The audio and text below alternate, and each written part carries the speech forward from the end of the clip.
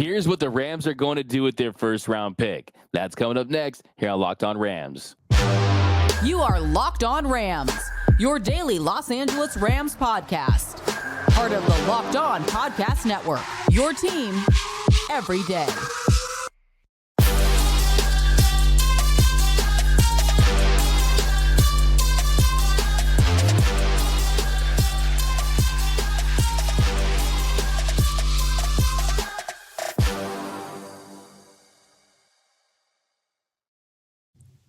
What is up, Ramley, and welcome to another episode of Locked On Rams, your daily podcast covering your Los Angeles Rams. Free and available wherever you get your podcasts. Locked On Rams, part of Locked On Podcast Network, your team every day. We're also available over on YouTube, so if you haven't yet, do us a huge favor. Join the party. We're trying to get to 12,000 subscribers, so do us a huge favor. Hit that subscribe button, hit that notification bell, hit that like button, and most importantly, give us all your takes on your Los Angeles Rams, and drop your mailbag questions. We are bringing it back this week. We have a ton of questions to answer, but if you want to see your question featured on an episode, drop it down below. My name is Doug McCain. You can follow me on X and Instagram at DMAC_LA. I've been covering LA sports for over a decade, 24/7 Sports, SI, Dodgers Nation, the Rams for Locked On. And as always, I'm joined by the Rams pre-half and post-game show host for the Rams flagship radio station, ESPN 710 LA. He just finished his 8th season covering your Los Angeles Rams, the People's Champ, Mr. Travis Rogers. You can follow him on X at Travis Rogers. And on today's episode, will the Rams really be using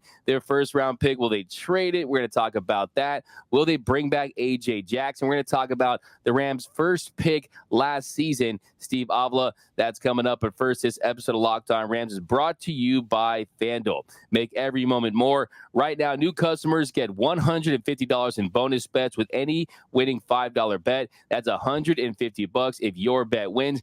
Visit FanDuel.com/locked-on to get started. So, Travis, here in our first segment, ESPN's Aaron Schatz, he gave out bold picks for every team. Now, for a lot of teams, this wouldn't be that bold of a pick, right? But his bold pick for the Rams is that they actually make and use their first round pick for the first time since 2016.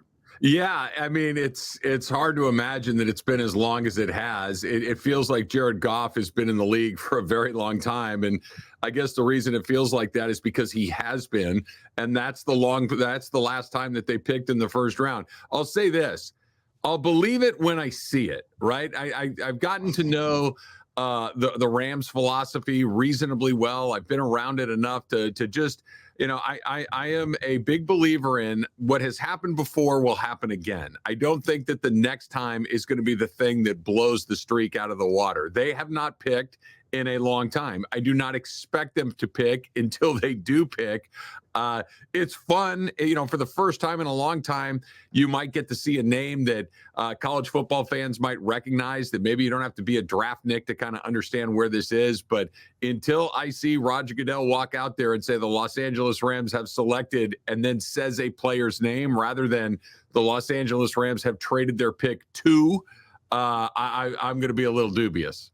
Yeah, I agree 100%. Until I see Roger Goodell dapping up a player holding a Rams jersey, a hug, a family crying, right? Until I actually see that, I will really hold out. And I think that if you look at the Rams, if they're going to trade the pick, they're going to do it for a reason, to get a proven starter, a veteran, to move down into the top of the second round to maybe get some more picks. Because, look, these guys are lottery tickets. I don't care if it's the first round, the second round, or the third round. The more of these guys you have, the higher your odds are of having these guys hit. And I think if you look at Les Snead and his comments about the idea of using that first round pick, he was asked by reporters about it a few weeks ago, and he said it's a little too early to tell. And then Sean McVay was asked about if he was excited about using that first round pick, and he was joking and was laughing, saying, "Oh, that's a big if." So I think even internally they think it's kind of funny, and they aren't 100% that they're going to use that first round pick. Yeah, because look, I don't want to say they haven't needed one, because that doesn't sound right. And it's not like they haven't used their first round picks. They just haven't used their first round picks to select players. They've used their first round picks as a type of currency to go buy established NFL players. And here's the other thing. It's worked really well for them, that in the whole F them picks era, as Les Snead has kind of christened it, it's worked out far more often than it hasn't. Now, we'll see whether or not there's a guy that they have their eye on that they want to flip for picks. We're going to see all of this, but this isn't a situation where, go back to when the Washington at the time Redskins and the Rams did that huge deal for all those first round picks, and Robert Griffin III ends up in Washington, and it was just kind of a bust for Washington. It never really came together in the way that it was. You're like, what did we spend all this capital for? Not to get anything done. The Rams have spent a ton of capital, but they've gotten a ton of results. They've won a Super Bowl. They got a player in Jalen Ramsey who's going to go to the Hall of Fame. They got a guy that was the best at his position for a number of years. They flipped a second-round pick to go get Von Miller, which was the difference to put him over the top to go win that Super Bowl. They packaged some first-round picks together to send to Detroit to go get a quarterback that won them the Super Bowl. It's not that they haven't used them. They just haven't used them the way everyone else is using them, to pick college players and cross your fingers and hope that it all works out. They said, that guy in Detroit's good, that guy in Jacksonville's good, that guy in Denver's good. Here are our first and second round picks to go get those guys. It's worked really well for them. It may not be a ton of fun, leading up to the draft, because the draft is probably the second biggest event of the NFL calendar outside of the Super Bowl, and the Rams really haven't participated in the big splashy TV show part of it as much as everyone else. But when it gets to the actual football and the roster and the winning, they've used the draft perfectly. They've absolutely used it to their advantage, the way that they've used and flipped these first-round picks for win-now pieces. And look, the results speak for themselves, right? They've been to a few Super Bowls. They won a Super Bowl. So the proof is in the results. But I think that also you might switch gears a little bit considering the success you've had recently. The Rams are hot right now, right? The Rams are hot when it comes to the NFL draft. I mean, they're the envy of a lot of GMs and franchises out there with that. I think will go down as one of the best drafts in history when you're looking at the solid foundational pieces they picked up last season with Avila and Turner and Puka Nacua and Byron Young, guys like that. But I also think, too, if depends really on what they're looking to add with that position, because I think if you go out there and you try to get an edge rusher, right? Probably not getting an edge rusher as a rookie that's have a massive, massive impact his rookie season, right? But if they're going to draft in the trenches and get a left tackle, or if they're unable to sign Dotson, you go out there and try to get a guard. Maybe that's when you say, okay, Avila in his first season was able to have a big impact as a rookie. I think if they go offensive line, I think if they're using the first round pick makes the most sense. Yeah, that's certainly a place that they need to focus on. I think that you can look at the secondary as well. I think that, reading a lot of these mock drafts, the Rams picking a cornerback in that number 19 spot, I think is really interesting as well. You and I talk about the Dodgers on this show a lot as well, and I'll kind of put the same compliment I give to the Dodgers, I'm going to give to the Rams, which is, whatever they think is the right idea is probably the right idea. If they want to pick a player, great. If they want to use the pick to go get an established NFL player, I like that as well, because we've seen them find some real valuable players deeper in the draft. I was at the NFL or the Rams Revealed event last night at the YouTube Theater, and they brought Puka Nacua out on stage, and he brought the house down. I mean, this is a guy they found in the 5th round, and maybe outside of Aaron Donald and Matthew Stafford, he's the most popular player on this team. And I'm not saying you're going to find a guy like that every single year, but they've shown that they can find value outside of the top couple of rounds, and that allows you to be very flexible and very aggressive up at top. No doubt about it. I think that's really the mentality that they're going to have, is that, okay, maybe we won't find our star in the first round, but we definitely trust our process and not find the next Puka Nacua, but getting quality in the later rounds. But I will say, hey, Graham Barton out of Duke, guys like that, offensive linemen, tackles. I mean, those are the guys. I mean, if you look at cornerback, we talked about Kool-Aid McKinstry. Some people think, oh, maybe he can be the next Sauce Gardner, someone like that. And he did it in a better conference in the SEC, where opposing offensive coordinators aren't afraid to attack even the elite cornerbacks. You got Cooper DeJean out of Iowa. So he's a big returner, big cornerback. So I could go cornerback too. So I'm definitely with you on that. But coming up next, we're going to talk about the offensive line and this key offensive lineman who may or may not be back for the Rams next season. That's coming up next here on Locked On Rams. Locked On Rams is sponsored by BetterHelp. So let me ask you a question. If you had an extra hour in your day every day, what would you use it for, right? Would you use it to maybe get fit, to go for a run, maybe to catch up on your sleep, take a little nap. Maybe I just want to sit back and read a book. Maybe you want to go hang out with friends. A lot of us think about, if we had some more time, what would we do with it? But the question is, if time was unlimited, how would you use it? Therapy can help you find out what matters to you so you can do more of it.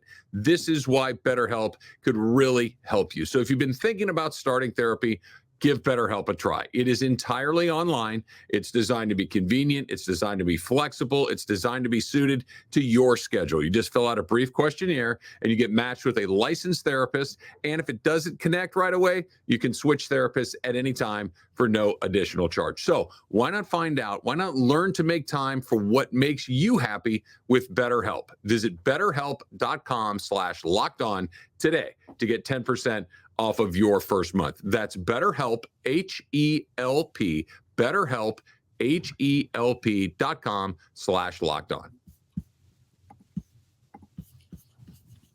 And we were off running here on Locked On Rams. Thank you for being a Locked On Rams, your first listen every single weekday, free and available wherever you get your podcast. Locked On Rams, part of Locked On Podcast Network, your team every day. And also, we also got to always send that special shout out to our everyday listeners out there watching and listening to every single episode of Locked On Rams. And you know what? You can be an every listener too. Just got to tune in. Watch over on YouTube, listen on the pod, and you won't miss a thing about your Los Angeles Rams. Now, Travis, here in our second segment, we're going to stay on the offensive line topic and talk about A.J. Jackson, Alaric Jackson, who has been a really solid piece for the Rams. Definitely someone who has been out there. He's posted. He's been durable. Now, the Rams going to have a decision to make with him, though, because when it comes to where he's at, he's a restricted free agent. So they could offer him the first round tender, which is just north of $6 million on a 1-year deal, or they could go the original tender, which is below $3 million. If they do that, likely a team is probably going to pick him up. If you go with a first round tender, I doubt a team's going to go with a first round pick to get A.J. Jackson. So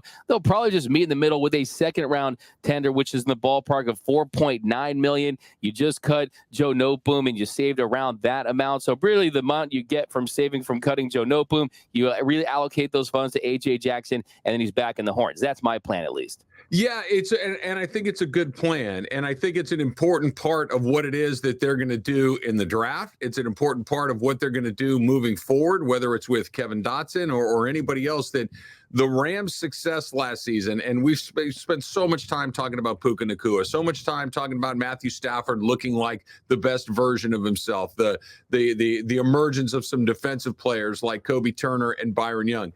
The fact of the matter is this team was much better in 2023 than it was in 2022 because the offensive line was much better. It's as simple as that. That Coleman Shelton, Kevin Dotson, Steve Avila in the middle were incredibly effective. And then the two tackles, Rob Havenstein, obviously a veteran player, rock solid out there at the right side. But the big question coming in was, what about A.J. Jackson out there at left tackle? And this is somebody that doesn't have a huge pedigree, but that has come in and gotten a little bit better throughout his career. They give him that left tackle job, and he kind of holds it down. There were very few times where you're like, okay, you got to get him some help. You got to find a way to, shore that side of the lineup. It really wasn't like that. And I think that the more continuity, the better along the offensive line. And left tackles aren't cheap, but the price that you're talking about for the market price actually kind of is. And going in there and being able to get a player that you know is good enough, and I know that sounds kind of crummy, and I don't mean it like that, but a player that can hold down Matthew Stafford's blind side, and you're not holding your breath every single snap, is incredibly valuable. And I think that the Rams value that consistency. I think they value what he's been able to do, and I expect him to be back. I hope that he's back. Yeah, Travis, you mentioned the value in that. I mean, even at $4.9 million, even if he is a backup for whatever reason, let's say they go out there and draft a left tackle, like we talk about, you find a way to trade or pick up a left tackle in some way. even as a backup, you still provide value at that price. And look, if you offer him those first, second round tenders and he does get signed, well, then you get a first or second round pick from another team. So it makes sense to extend that, because I think then you start talking about, okay, you don't want to lose him for nothing. But you mentioned the Matthew Stafford angle and all of this. Look, this offensive line, they weren't the best of the NFL, but they were really sneaky good, really underrated, not talked about enough. And that's usually a good thing, right? When offensive line is not talked about enough, that's how you know they're really doing their job. But they allowed the 7th lowest sack rate in the NFL last season at 5.5%. Jackson, personally, individually, he was tied for the fewest sacks allowed and won among offensive tackles who played at least 500 snaps last season. I mean, that's really, really impressive when you consider where he started from to where he is now. So I agree 100%. Bring him back, bring some continuity to that offensive line. I don't think he's a long-term solution at left tackle, but I think where he's at right now with that price tag, I think it makes all the sense in the world. Especially going into a season where it feels like you're on the verge of getting another shot, right? Nothing is guaranteed. Nothing, injuries are obviously the great wild card in all of this, but it doesn't feel like something super weird needs to happen for the Rams to have another look at this thing coming up. I think consistency matters a great deal, especially with those 5 guys up front. There's a world that exists where all 5 of those guys are back again next year. And I would expect Steve Avila to be better in year 2 than he was in year 1. We know that Kevin Dotson and Rob Havenstein are going to do. Coleman Shelton hopefully is back at center as well. And then, of course, A.J. Jackson that we're talking about out on that left side, having that consistency, knowing that Matthew Stafford is comfortable back there and is working the way that he can work at his best is really very, very important. And it's rare where all 5 guys come back from one year to the next, but the Rams have an opportunity to do that. I wouldn't be surprised if they jumped on it. For sure. And there's definitely something to be said about continuity. And I'm sure that this organization is studying the film from last season and saying, okay, this group can get it done. And at a price tag that you don't have to break the bank on, and you can reallocate those funds to other positions of need, quarterback, edge, and maybe get a playmaker here and there. And yes, it's the offensive line. No one's going to do cartwheels in front of SoFi Stadium because they brought back an offensive line. Right. It's not like the Dodgers getting Joe Kelly and Kike Hernandez back, right? Players like that, but still it matters. It matters a great deal. We saw it, right? I mean, you don't have to be a football expert to understand what's happened over the last 2 years. Just take the last 2 years. Your skill players have essentially been the same. Obviously, Kyron Williams shows up, Puka Nacua shows up, but your quarterback, your star, your number 1 wide receiver in Puka Nacua, your best pass rusher in Aaron Donald, they've all been the same. The biggest difference has been your offensive line. One season, you played about 400 guys up there, that you were pulling guys out of the police academy. You won 5 games, you lost 12. The next year, you played basically the same 5 guys all season long with a few small exceptions along the way. And you won 10 games when you had an expectation to win 5 or 6. It's not complicated. It's, to your point, it's not sexy. It's not a lot of fun. Nobody's calling their buddy and saying, hey, we re-signed our guard. No, nobody cares, but it's important. And it's incredibly important that the Dotsons and the Jacksons of the world continue to play the way that they have, continue to give Matthew Stafford, and continue to give just that level of NFL competence, which is my ultimate compliment to players. Are you NFL competent? And those guys are. Championships are built in the trenches, and we're going to talk about another offensive lineman that could be a future star for the Los Angeles Rams. We're going to talk about his rookie season coming up next on Locked On Rams. Get buckets with your first bet on FanDuel, America's number 1 sportsbook. Number 1 sportsbook, you heard me right, because right now, new customers can get $150 in bonus bets with any winning $5 bet. How about that? You place a $5 bet, you win, you get $150 more in bonus bets. $150 if your bet wins. And of course, you can bet on all your favorite NBA players and teams with quick bets, live saving, same game parlays. That's a ton of fun. You're sitting on your couch, you're watching the game, you're getting your action in on FanDuel. Exclusive props, which are super fun. I love the prop bets. You can find a player, you can find a team. It's a great way to do it. And of course, there's a whole lot more. But you got to go to FanDuel.com/lockedon to shoot your shot. Don't forget, FanDuel.com/lockedon, LOCKEDON, and shoot your shot and pick up that $150 in bonus bets with any winning $5 bet. FanDuel, official sportsbook partner of the NBA.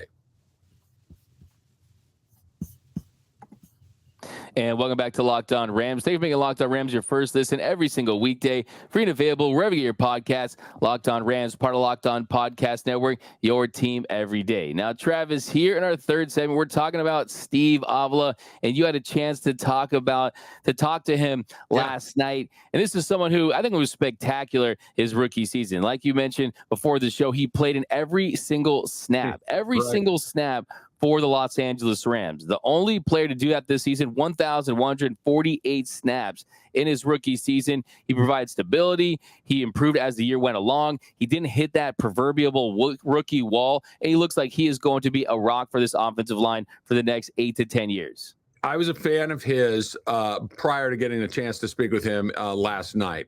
For all the reasons that you just mentioned, D-Mac. He showed up. He was drafted to be a starter. He showed up as a starter. There was never a moment where you thought about whether or not he was going to be good enough to be a starter. He just was here, and it felt like he'd been here forever in year one. That's a really hard thing to do as a rookie, especially as an offensive lineman. Now, getting a chance to spend 10 minutes, 15 minutes with him last night, we did a Rams Revealed show on my other job at 710 ESPN. This guy is awesome. He's just got this unbelievably pleasant demeanor about him. He's got this way about him. And I asked him, I was doing the show with DeMarco Farr, and DeMarco had been telling me from the moment that they drafted this guy that the reason he liked him so much is because he's nasty. He brought a certain level of toughness. He'll chirp back. He's not gonna back up from any of this stuff. And I asked him about it. I said to him, so DeMarco, I've been sitting here with you for 10 minutes. He's the nicest guys, and his smile on his face. He's engaging. He's funny. He's all of these things. I said, DeMarco, the thing he likes most about you is that you are a nasty guy in there. And D-Mac, the smile that spread across this guy's face, I'm like, oh no, this guy is about this. He was so excited to talk about being physical, to not being intimidated, to trying to intimidate, to making sure that he did whatever he needs to do to make sure that Matthew Stafford is in the right place. And I asked him, I said, what are your goals going into next season? He goes, I want to play every snap again. I mean, that's just not how a lot of these guys operate. I could not have been more impressed. He's exactly what the Rams needed at exactly the position they needed it. And that left guard position, that offensive line leadership is in very good hands with him moving forward. Yeah, and moving forward, too, you could see him move over to the center spot at some point. But, yeah, just to get back to what you're talking about, it's an attitude thing, a demeanor thing, a mindset thing. And that's what I love about Steve Avila, too. He seems like he's just the nicest guy until the football is snapped. And then he becomes the nastiest dude. I mean, he won me over after the Rams scored a touchdown early on the season, and he runs to the end zone. He grabs the football, and he Gronk spikes it, right? Okay, I love that from my offensive lineman. And if you look at his PFF, I mean, like we said, 1,147 snaps. He allowed 2 sacks, 32 pressures, had a 67.2 pass blocking grade. And I think in year one, it was more important for him to be better as a pass blocker than a run blocker. But I think he's going to improve all aspects of his game. And he was funny and smart simultaneously. We were talking about going up against Aaron Donald in practice because this is the guy that he lines up across from over and over and over again. And he had a moment early in his NFL. He goes, I'm never going to play against anybody better than that. He goes, if I can learn to at least kind of hold my own here with him and, at least try to survive this, then I'm not running into anybody that's better than this guy. I just got to figure out a way to survive practice, and the games will be, a much more manageable thing. He said he called some of his old TCU teammates when they were still together in college, and they would watch football, and they would talk about Aaron Donald. It's like, how many times do you think you could keep him out of 10? And they're like, oh, I think I could do it 3 or 4. And he goes, let me tell you something. The answer is 0, that you could never keep him out of there. It was really fun. fun to see him, and you can tell how much he loves football, how much he loves to compete, how much he loves the physicality of the position. And I liked him before, and I can't wait to see him play again. Me too. And I think it's a lesson for this season too, that, okay, if it's an offensive lineman, you're not going to go insane. You're not going to go crazy. You're not going to go out and buy the jersey, but you'll see how much it helps his team. But yeah, I will say though, talking about the Aaron Donald thing, I do give him respect though. At least it goes up against him during training camp, whereas Puka Nacua, Aaron Donald tells him to move in the weight room and he runs out of the weight room. So at least he had the guts to go up against it, unlike Puka, who runs from Aaron Donald. Well, I'll tell you this. So Bobby Brown came in and talked with us last night as well. And he was telling a story about working out with Aaron Donald and how he's trying to keep up. And Donald's, and then all of a sudden Donald takes his shirt off and starts flexing while he's doing curls. And he's like, yeah, I don't need any part of this. It's 8:00 in the morning, bro. I'm not here for that. So Aaron Donald he's intimidating just about everybody. And Avila certainly was not saying he's getting the better end of it, but at least he's in there giving it the best shot he can and made him a much better player. Absolutely, man. And it's going to be a big piece moving forward. But that's going to do it for this episode of Locked On Rams. My name is Doug McCain. You can follow me on X and Instagram at DMAC_LA. And as always, you can follow the People's Champ, Mr. Travis Rogers, at Travis Rogers. And until next time, whose house? It's Locked On Rams house.